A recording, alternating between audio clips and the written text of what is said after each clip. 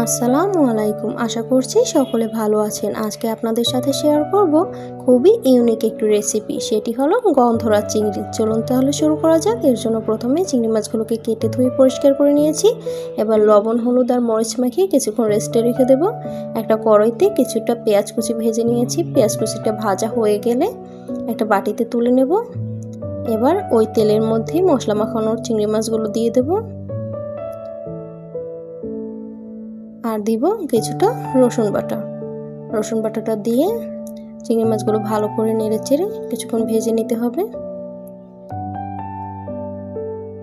এ পর্যায়ে এখানে অ্যাড করব টমেটো পিউরি।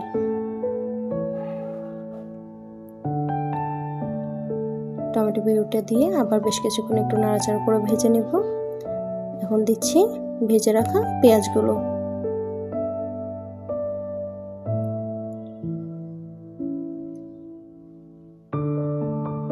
এ পর্যায়ে এখানে অ্যাড করব কিছুটা পানি।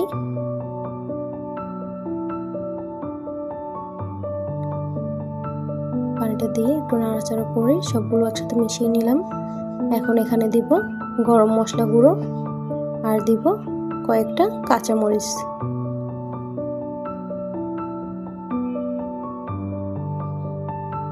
কাঁচামরিচটা দেওয়া হয়ে গেলে পরে পানিটা শুকিয়ে যখন মাছটা হয়ে আসবে, এ পর্যায়ে এখানে অ্যাড করব গন্ধরাজ লেবু পাতাটা দিয়ে ঢাকনা দিয়ে ঢেকে চুলার হিট একদম লোতে রেখে এটাকে আরও 5 মিনিট রান্না করব, যেন লেবু পাতার যে ফ্লেভারটা ওটা মাছের মধ্যে চলে আসে।